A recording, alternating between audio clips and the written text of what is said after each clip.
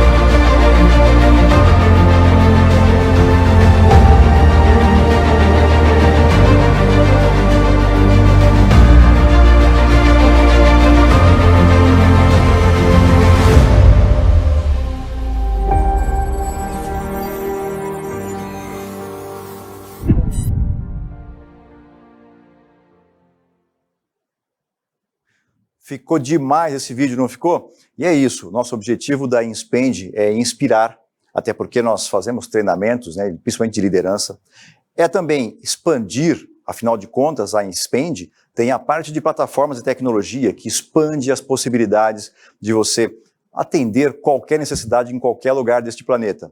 E além disso, nós temos também a conexão, né? Então, olha só, inspirar também, nós falamos aqui de conexão, falamos de ir além.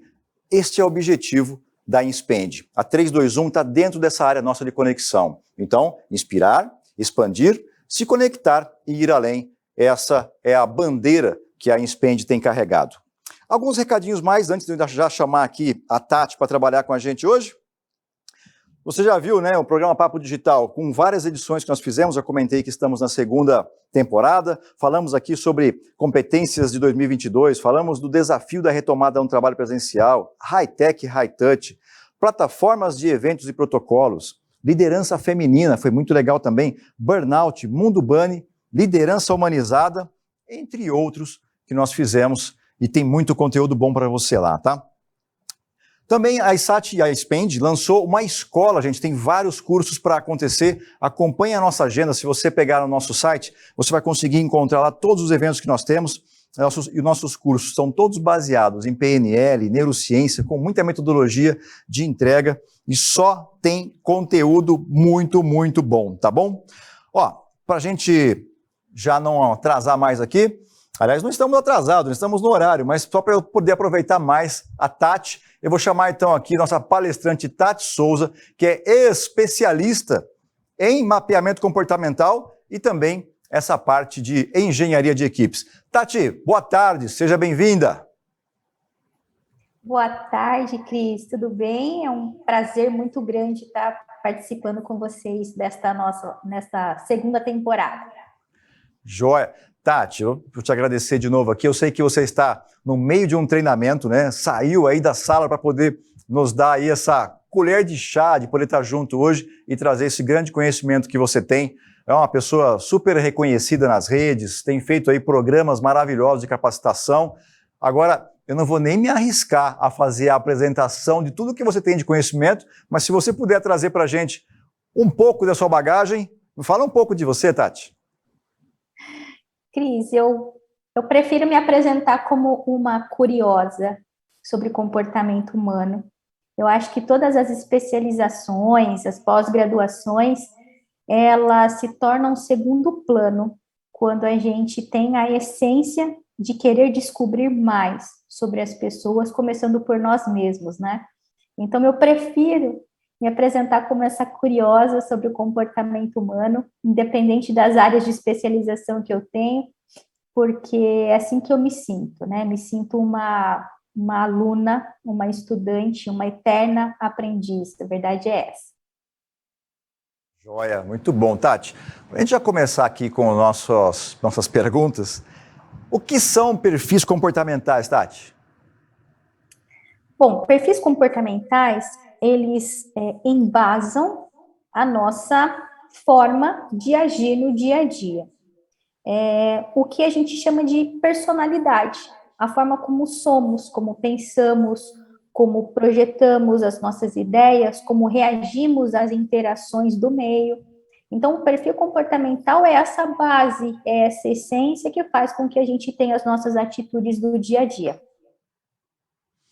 Perfeito. Ô, Tati, como é que você entrou nesse mundo de perfis comportamentais, hein? Cris, é uma história engraçada, né? Hoje de manhã mesmo, no meu treinamento, eu estava contando um pouco a respeito disso. No início da minha jornada profissional, eu não tinha tempo para poder fazer psicologia. Então, eu entrei na graduação de RH, de tecnologia, né? Gestão de tecnologia em gestão de pessoas. Isso há bastante tempo atrás. E esse curso de RH, ele não tinha ainda reconhecimento pelo MEC. Então, eu recebi quase que 90% de bolsa, porque a minha turma, pelo menos na cidade, né, onde eu estudei, Bauru, interior de São Paulo, eles estavam tendo esse incentivo para os alunos, né? E quando eu adentrei a área de recursos humanos, eu percebi que eu precisava de especialização, eu precisava de conhecer mais as pessoas, os comportamentos humanos, a forma de pensar, e eu precisava aprofundar estudo a respeito disso. Então, pela minha carência inicial da graduação, eu precisei começar a buscar muitas informações, e aí eu entrei nesse conceito de comportamento, de mapeamento comportamental, e acabei me apaixonando por esses estudos, né? Então, hoje, tenho dedicado grande parte do meu tempo a continuar compreendendo a respeito de comportamento humano, ainda, né, sendo uma gestora de pessoas. Eu falo que agora realmente falta tempo para eu poder fazer psicologia. Eu hei de fazer psicologia, essa graduação que me inspira tanto, mas a minha base acadêmica inicial foi a de recursos humanos, e isso me forçou a poder buscar especializações na área do comportamento. O que você acha que você vai ter de ganho com tanta competência que você já tem? O que você acha que você vai ter de ganho com a psicologia? Olha, eu admiro as pessoas que dedicam o tempo para compreender essa máquina incessante de conhecimento e de transformação que é o ser humano. Então, eu sinto que as pessoas que dedicam o seu tempo a esses estudos, elas sempre aprimoram a forma de olhar para o ser humano. Eu tenho certeza absoluta que a psicologia vai agregar, né, muito mais conhecimento ainda e muito mais paixão ainda acerca de comportamento humano. E por isso que eu deixo esse desejo, né? Esse desejo aqui, ele só está adormecido, né? Mas eu vou voltar a fazer psicologia, não sei se com 50, 60, 70, não sei em quais jornadas de carreira eu vou estar, mas esse desejo ainda continua vivo dentro de mim. Muito bom. Aliás, aproveito aqui para deixar um grande beijo, um grande abraço para os psicólogos, né? Porque realmente são profissionais que eles têm feito muita diferença na vida das pessoas, e toda vez, né, que a gente se depara com alguém, de repente, que está precisando de alguma ajuda, nós aqui temos por princípio de recomendar a busca, né, de alguém que possa ajudar a cuidar da parte emocional e cuidar da mente. A gente sabe que isso tem um grande impacto, né, Tati? Isso impacta em tudo, inclusive nos comportamentos, né, Tati? Com certeza, com certeza. A base do comportamento humano, ela parte da consciência que a gente precisa ter sobre justamente os nossos hábitos, as nossas atitudes. Então, ter mais conhecimento, buscar mais aprofundamento sobre isso, não lhe ajuda apenas na sua carreira, mas ajuda também na sua vida, e você estabelecer realmente, né, uma vida mais equilibrada, uma vida com muito mais consciência, né, com muito mais plenitude. Perfeito. Ô, Tati, eu vou trazer já mais uma pergunta para você aqui, né? Como saber, Tati, se um time será produtivo a partir do perfil comportamental dos integrantes? Cris, os perfis comportamentais, eles dão para a gente uma pista de como essas pessoas tendem a se comportar. Não quer dizer que seja uma condição, é uma pista. Porque as pessoas são muito variáveis e os estímulos externos acabam alterando a nossa forma também de nos comportar. Mas o mapeamento comportamental, os estilos comportamentais, perfis comportamentais, eles ajudam a gente a entender as probabilidades de atitude de comportamento frente às situações. Se eu consigo identificar quais são esses perfis do meu time, eu consigo antecipar essas probabilidades de comportamento e, desta forma, entender se essa equipe pode ser mais produtiva ou menos produtiva. Muito bem. Tem alguma das experiências que eu já tive, né, com essa parte de perfis comportamentais, a gente sabe que tem uma série de ferramentas disponíveis, né, e já se falava desde lá de trás, né, do perfil melancólico, sanguíneo, colérico, e cada fase ou cada especialista traziam um conhecimento sobre perfis comportamentais, né? Tem alguma dessas que você, de repente, fala, olha, é muito legal, assim como tem o MBTI, né, o DISC, a minha impressão é que, por exemplo, o DISC, ele segue uma linha mais corporativa, o MBTI talvez algo mais pessoal, mais amplo, mas tem alguma outra, Tati, que você de repente fala, olha, essa aqui de repente a gente está adotando legal, tem tido um resultado bom, como é que você tem visto isso? Eu trabalhei durante muitos anos mapeando comportamentos através da teoria DISC. Então, grande parte dos meus estudos, inclusive, foram acerca deste conceito. Hoje, atualmente, eu tenho utilizado uma ferramenta, um conceito chamado PAT, Profile Analysis Tools, que tem me oferecido uma quantidade de informações mais aprofundadas para que eu possa entender um pouco mais sobre esse ser humano, sobre esses motivos que fazem com que ele haja. Então, eu tenho iniciado estudos aprofundados em cima deste conceito PAT, Profile Analysis Tools, embora grande parte da minha jornada eu tenha dedicado aí à metodologia DISC, que é o estudo da metodologia DISC. O MBTI, o PI, existem outros, outras análises, outros assessments muito reconhecidos, utilizados nas organizações. Então, eu não gosto de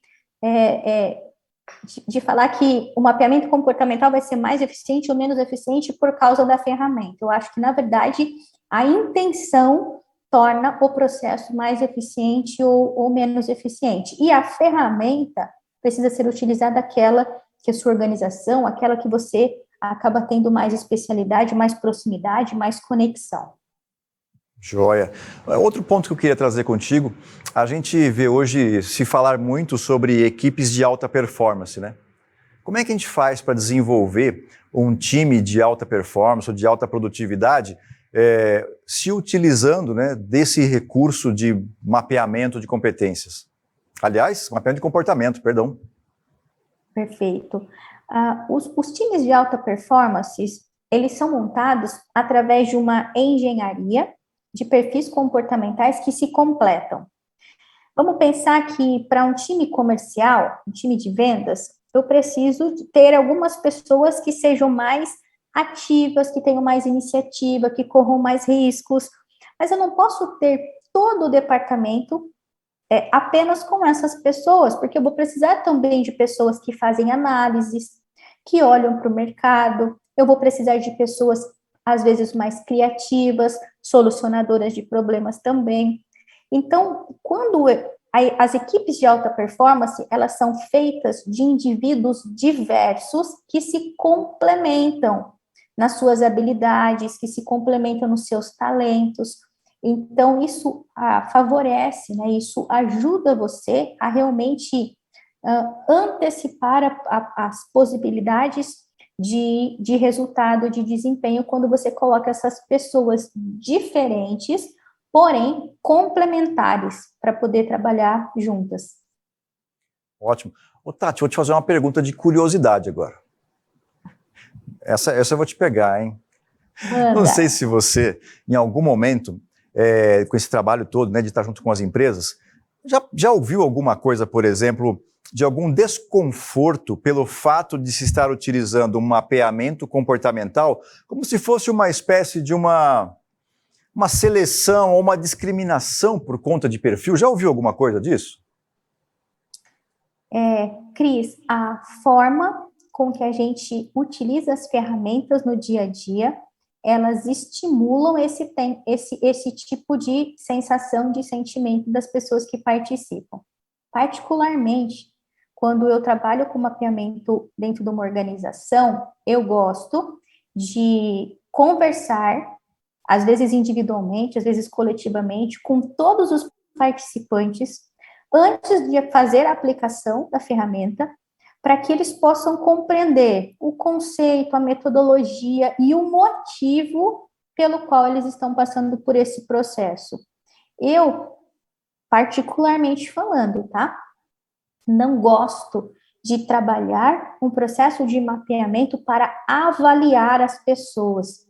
Aquela coisa de, esse daqui serve, esse não serve, esse é bom, esse é ruim. Eu, particularmente, não gosto de utilizar mapeamento comportamental com esta finalidade. Eu prefiro utilizar o mapeamento comportamental como forma de fortalecer o indivíduo no autoconhecimento, porque para mim autoconhecimento, consciência é liberdade. Então, quanto mais ele tem consciência sobre quem ele é, sobre suas válvulas de escape, sobre as formas com que ele processa a informação, mais ele consegue agir de uma forma consciente para mudar aquilo que não o satisfaz tanto. Então, eu prefiro usar muito mais como um processo, primeiro, de empoderamento do indivíduo, para depois eu poder começar a cruzar essas informações e fazer com que esses indivíduos respeitem as diferenças entre o time, e aí eu começo a fazer precisamente o mapeamento, né? Então, quando a gente não utiliza isso de uma forma consciente, humanizada, transparente,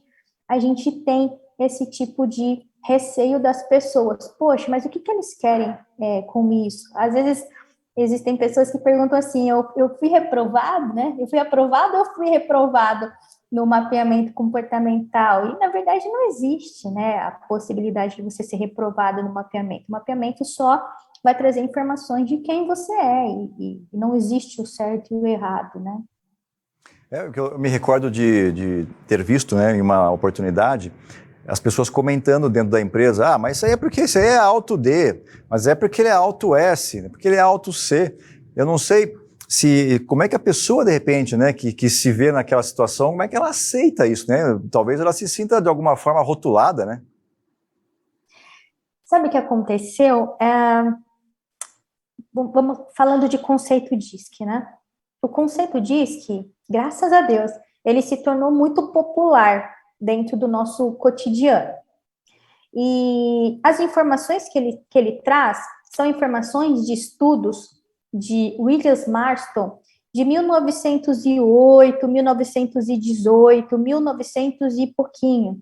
São estudos bastante antigos, que traziam para a gente uma forma de olhar o indivíduo tentando buscar padrões, caixinhas para esses indivíduos.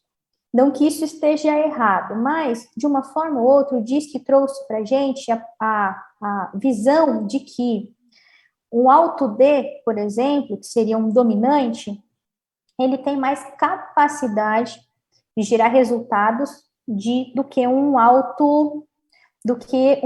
alto S, que seria o estável.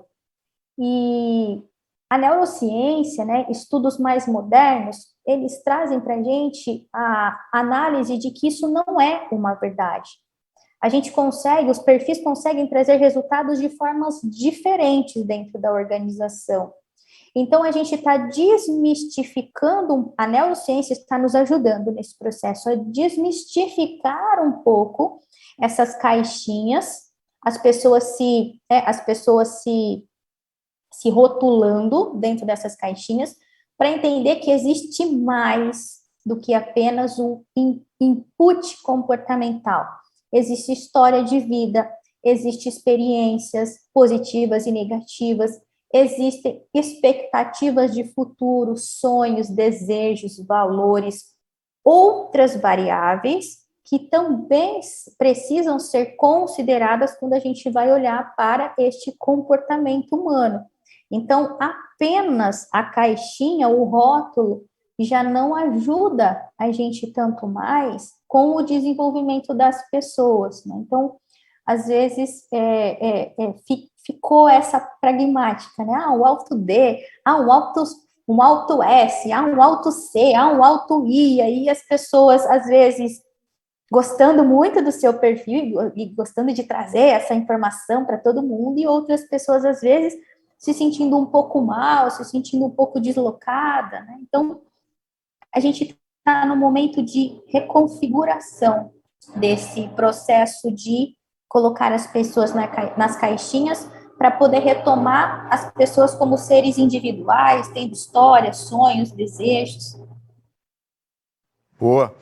Tati, outra coisa, né? Eu acho que, assim, é muito mais difícil você consertar, de repente, uma pessoa por conta de uma, sei lá, contratei uma pessoa errada para a função errada, né? Então, eu acho que contratar a pessoa certa para a função certa é o melhor caminho. Mas como é que a gente pode fazer isso? Qual que é o caminho para a gente chegar nesse, sabe, para acertar mesmo o perfil certo para uma posição?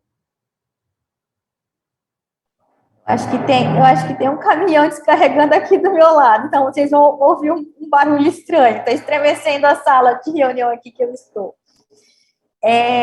Vamos lá. A gente conseguir, primeiro, entender quem seria a pessoa certa numa função é um grande desafio, porque não existe uma verdade absoluta, tipo, só esse perfil de pessoa daria certo nesta função. Existe uma variedade um pouco maior. Então, a gente precisa trabalhar hoje, graças a Deus, o RH está muito imbuído de dados, de números, né? Com probabilidades. Então, existem probabilidades de perfis, de estilos comportamentais darem mais certo dentro de uma posição, menos probabilidades de outros estilos, mas não é porque eles não conseguiriam, é porque a linha de esforço seria muito grande para eles. Em algum dado momento, eles cansam deste processo e esse processo perde o sentido. Então, quando a gente fala de desenhar a pessoa certa, colocar a pessoa certa no cargo certo, primeiro a gente precisa desvendar que tipo de perfis esses cargos precisam verdadeiramente, né, não como uma especulação, uma expectativa, e quais seriam as variedades de perfis que daria certo nessas funções, equivalendo uma pessoa não precisar se esforçar tanto por causa do seu talento natural. Em contrapartida, eu preciso tentar identificar essas pessoas dentro do processo de mapeamento comportamental. Às vezes, nem as próprias pessoas têm consciência sobre isso, sobre os seus talentos. Então, isso acaba precisando ser uma junção. Eu saber exatamente o que eu quero versus eu compreender se esta pessoa tem as características do que eu preciso. E depois a gente tem um terceiro ponto, que é menos falado, menos utilizado, mas muito importante, que quer dizer como eu continuo estimulando esta pessoa dentro desta função para que ela possa oferecer o seu melhor. Às vezes, só de colocar a pessoa certa no lugar certo, parece que a gente já cumpriu o nosso propósito. E a gente começa a perceber no dia a dia que isso não necessariamente é uma verdade. Se o gestor não souber lidar com aquela pessoa, com aquele perfil, naquela função, ele acaba desequilibrando também essa equação. E aí a pessoa, mesmo estando no lugar certo, com o perfil certo, não consegue performar. Então, tem o terceiro elemento aí que é muito importante, que é o líder. Como esse líder vai se relacionar com esse indivíduo dentro desta função para tentar fazer com que ele exerça o seu melhor, né? Aplique o seu melhor naquela atividade. Então, isso também é uma variável importante que precisa ser considerada, Cris. Ótimo. Ô, Tati, e também assim, né, não basta a gente só olhar para as competências técnicas, né, de um perfil, né? A gente tem que, como a gente está falando aqui, olhar para essa questão comportamental. Como é que a gente define? Dá para definir quais são os perfis comportamentais? Quando a gente fala hoje a gente fala muito dessa questão de soft skills, de hard skills, né? E existem algumas linhas mais motivacionais que falam assim, não, o resultado de o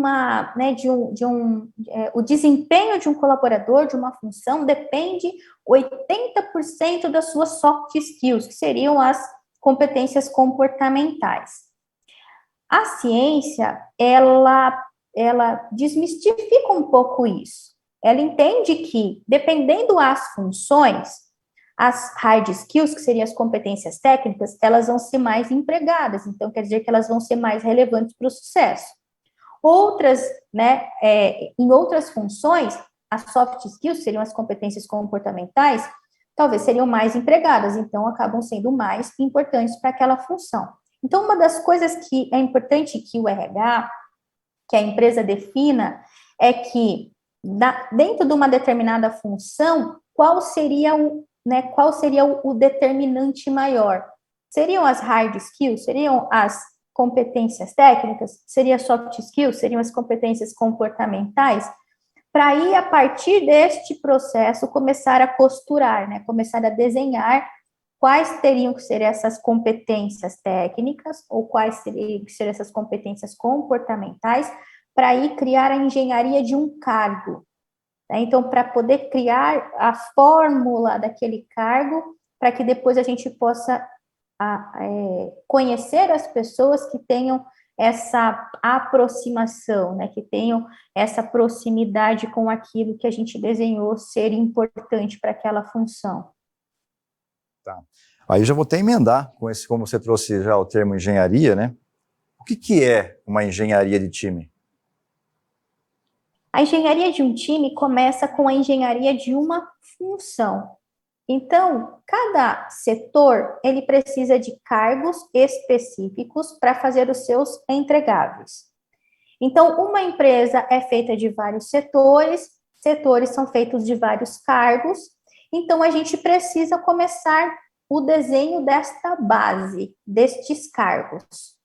Então, avaliando as atividades, as responsabilidades, o nível de maturidade, se as competências precisam ser hard ou se precisam ser soft. Depois eu preciso unir, né? Aí começa a engenharia do time, fiz a engenharia do cargo. Agora eu preciso vincular este cargo a um time. Eu preciso vincular este cargo a um setor, a um departamento, que vai precisar de outros cargos para poder ter essa funcionalidade. Então, você conseguir criar esse desenho da função, depois em cima da função desse departamento, você vai chegar no processo do mapeamento da engenharia de time mais importante, que seria o desenho do líder, que seria a engenharia do cargo que exerceria comando, que exerceria liderança, influência para essas pessoas. Então, a engenharia de uma equipe, ela inicia a gente desenhando cargos, depois a gente desenhando setores em cima dos entregáveis que esses setores deveriam ter dentro de um negócio, e a gente também desenha a posição do líder, porque não é todo líder que dá certo em todo setor, mesmo ele tendo habilidade de liderança, mesmo ele tendo soft skills, então habilidade de liderança, de persuasão, de influência, não é todo líder que combina em toda a equipe. Então, isto seria uma engenharia de equipe: cargo, setor, departamento, liderança. Dá para aprofundar um pouco mais nesse tema que você trouxe, né, sobre essa questão de nem todo líder se encaixar? Dá para aprofundar um pouco mais? Vamos supor que que exista um departamento. Vamos imaginar uma empresa de tecnologia, né? Estamos falando da ISAT, e agora que é a Spend, adorei essa migração de marca. Eu tenho uma experiência com a ISAT em 2020, que eu digo que eu não vou esquecer nunca. Nós temos aqui na nossa região um congresso de recursos humanos, Cris, não sei se você conhece, chamado CONGER. Esse congresso de RH, ele é um congresso desenhado para trazer ótimos profissionais, doutores, mestres, para discutir gestão de pessoas lá na nossa região, no interior. Então, a sigla, né, é Congresso de Gestão e Recursos Humanos do Interior, por isso CONGER. Então, nós falamos que é um congresso de caipiras. E esse congresso de caipiras acontece desde 2016, começando aí com seus 200, 300 participantes e hoje chegando a quase 3.000. Então, para a gente, isso é fantástico. Só que em 2020, Cris, o nosso congresso ele acontece sempre em março. Em 2020, a gente teve o advento da pandemia, estourando aí no começo de março. A gente estava com tudo montado para a gente poder realizar o nosso evento. Os palestrantes contratados, as passagens compradas, o local locado, os estandes já reservados. A gente estava com toda a infraestrutura para acontecer, aconteceu a pandemia, a gente já não podia mais realizar esse congresso. E aí bateu o desespero, a gente falou, e agora? O que a gente faz? A gente cancela, a gente prorroga, a gente desiste, né? Então, vai aquele desespero. E a gente falou assim, bom, a gente acha que esse congresso, né, que essa pandemia e tudo mais, não vai demorar muito tempo. Vamos prorrogar o evento por 60 dias. E aí, nós tivemos a ideia de, dentro desses 60 dias, começar a produzir conteúdos digitais para a gente poder ir oferecendo esse suporte, esse subsídio aos congressistas, mas a gente achava que em 60 dias a gente ia realizar o evento presencial. É óbvio que isso não aconteceu. E a gente começou a buscar formas de a gente poder entregar o conteúdo. E aí, de uma conexão a outra apareceu a ISAT na minha vida através do Igor. Inclusive, acredito que ele tenha feito a indicação da minha participação aqui no programa com vocês. E vocês receberam o nosso time de uma forma tão humana, tão gostosa, no sentido assim, poxa, a gente está aprendendo a fazer essa coisa, não sei se a gente vai dar conta disso, e os palestrantes remotamente, alguns presenciais, e eu não vou esquecer nunca da entrega digital que a gente fez desse evento. Rompeu todas as barreiras nossas de expectativas de qualidade, também de expectativas geográficas. A gente conseguiu chegar a muito mais lugares e vocês nos ajudaram a manter o nosso ideal de levar conhecimento de qualidade para as pessoas, para os profissionais, para as empresas do interior do estado de São Paulo. Então, para mim, a ISAT, assim, vai estar no meu coração sempre. Foi o meu primeiro grande evento digital. Depois a gente virou meio que uma televisão, e aí a gente, né, foi para os estúdios massas e tudo mais, no sentido de ir crescendo, né, essa coisa digital, mas, assim, a ISAT trouxe para a gente a possibilidade de a gente não desistir do nosso sonho. Nunca agradeço você por compartilhar, porque eu não sabia dessa história. O time, né, eles têm tanta fluidez e liberdade de trabalho, né, que faz parte dos nossos valores aqui, do jeito que a Inspend funciona. Eu confesso que não sabia. Fico realmente agradecido e agradeço ao meu time, parabéns ao time, inclusive que está organizando, né, para a gente o Papo Digital hoje aqui, que são eles que fazem esse apoio todo. Parabéns, time. Foi fantástico, né? Foi uma ajuda fantástica. Agora eu vou voltar lá no meu exemplo, né? Vamos considerar um exemplo de uma empresa de tecnologia. Uma empresa de tecnologia, geralmente, a gente vai compor de perfis um pouco mais focados, um pouco mais introspectivos, um pouco mais criativos. Então, as bases da maioria dos cargos, elas vão ser essa base um pouco mais técnica, porque vão trabalhar com desenvolvimento, vão trabalhar com o sucesso do cliente, com a jornada do cliente, essa base acaba sendo mais especializada, mais técnica. Se eu coloco para liderar essa base técnica um gestor por inspiração, pessoas, comunicação, argumentação, ele não vai conseguir se conectar ao time de base. A linguagem dele, o motivo dele, a forma com que ele engaja as pessoas é uma, e a equipe precisa de outro tipo de engajamento, outro tipo de inspiração. E aí, mesmo ele tendo as bases, as habilidades de liderança, pode não ser assertivo para aquele time. Então, nem todo líder combina com todo time. Então, isso é algo que a gente precisa considerar quando a gente está fazendo a nossa engenharia. Perfeito. Tati, outra coisa que eu queria perguntar para você aqui é o seguinte. Você tem trabalhado com uma frequência gigantesca com as empresas, né? Como é que elas têm feito, como é que elas têm usado esse mapeamento comportamental? Tem alguma coisa, de repente, até um caso específico que você gostaria de compartilhar? Poucas empresas, infelizmente, ainda utilizam, passaram a utilizar o mapeamento comportamental com base para engenharia de times. A grande maioria das empresas utiliza o mapeamento comportamental para base de tomada de decisão.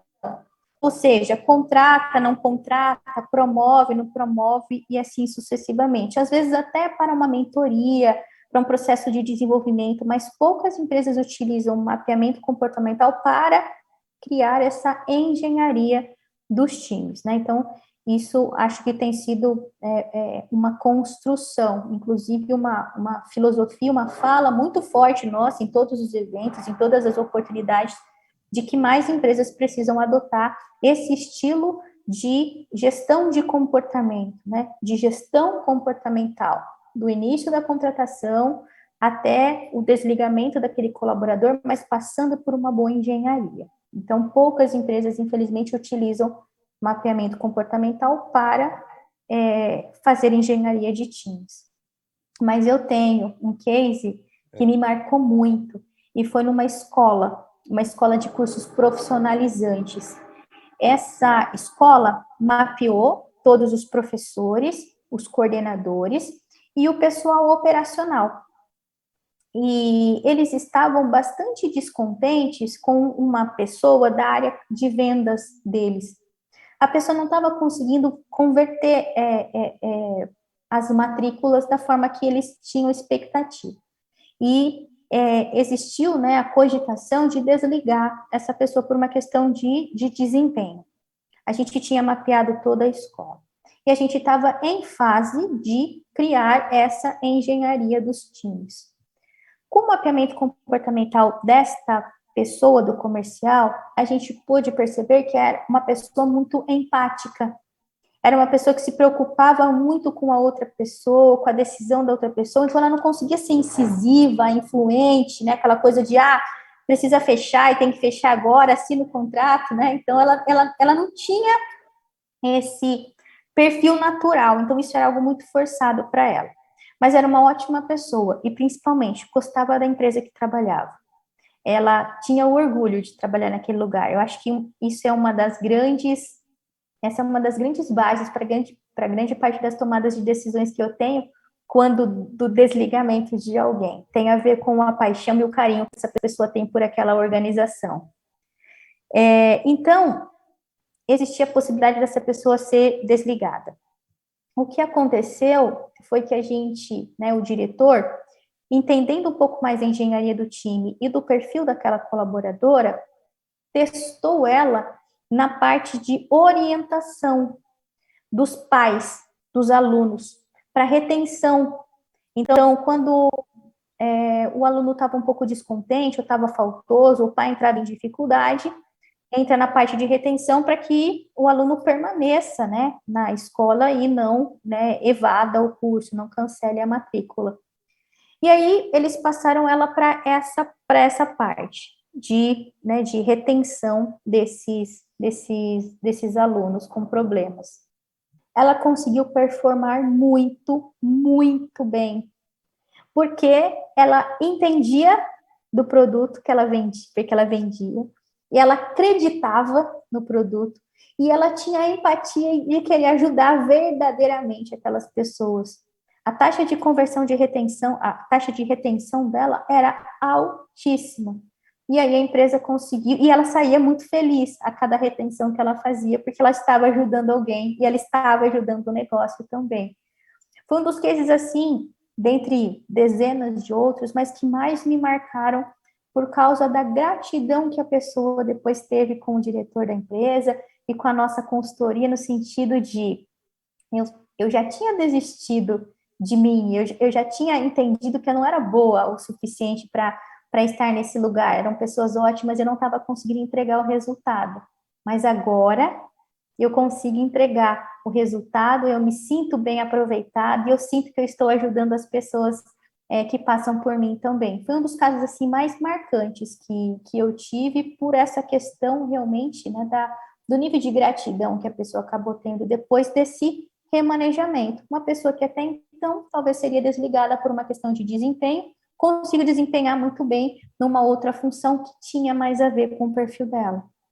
Que belo case, viu? Tenho certeza que não vai ficar marcado só para você, para todo mundo que está assistindo a gente aqui, vai ficar essa marca desse conto.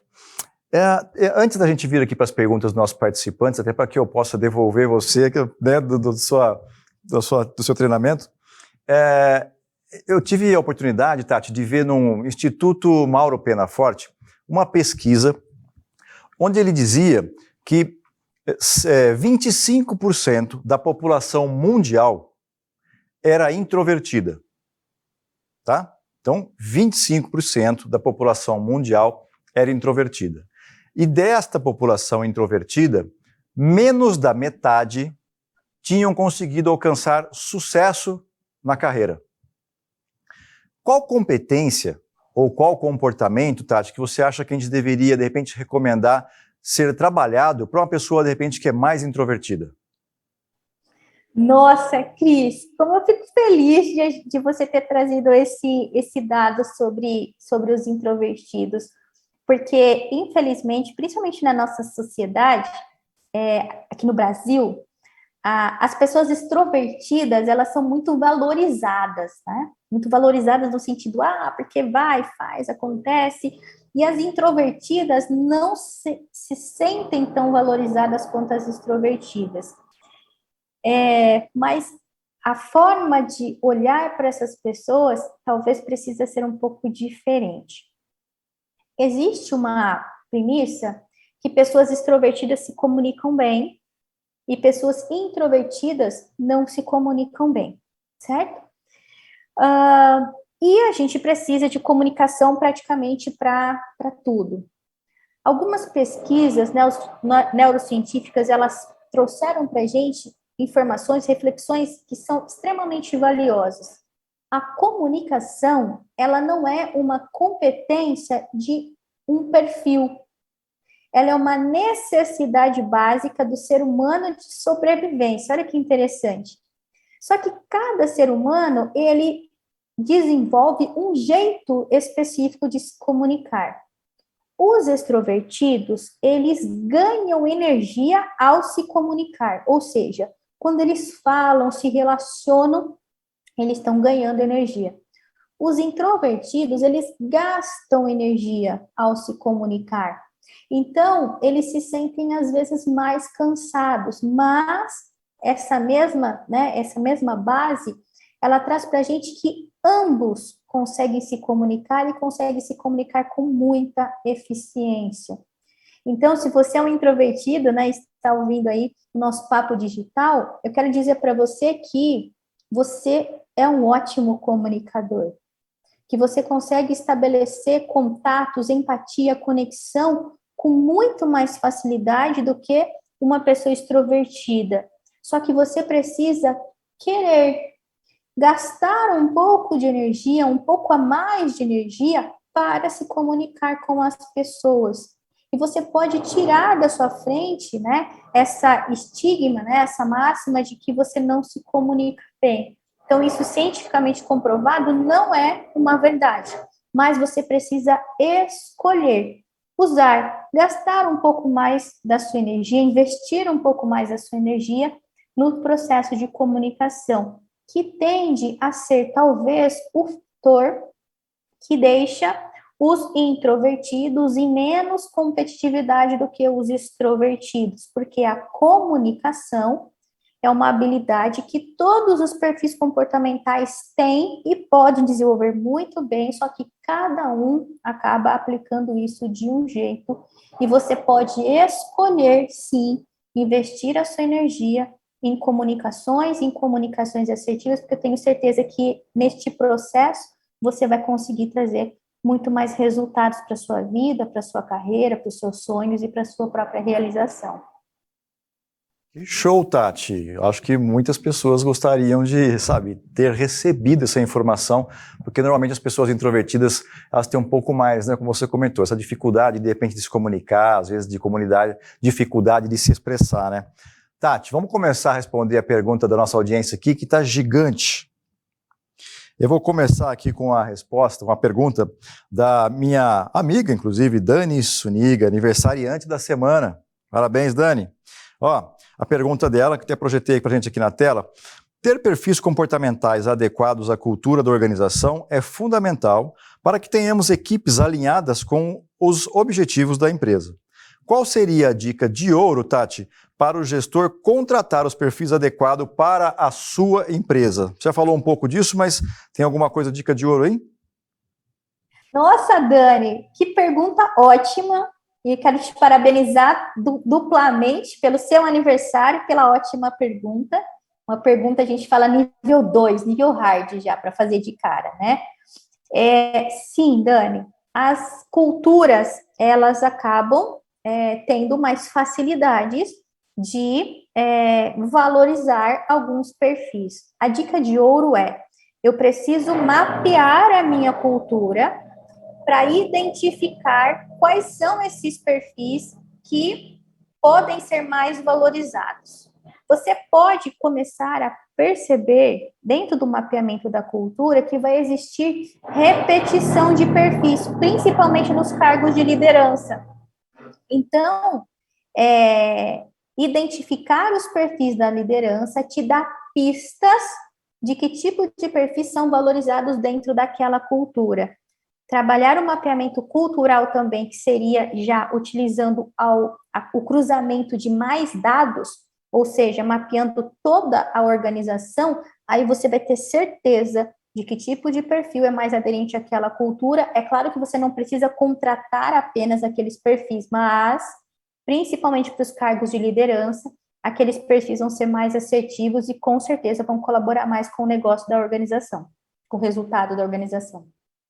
Perfeito, Tati. Tem um fã seu aqui, Tati, que já está interagindo bastante com a gente aqui, o Rogério Lopes. Ele mandou aqui uma pergunta, eu já vou projetar também aqui na tela.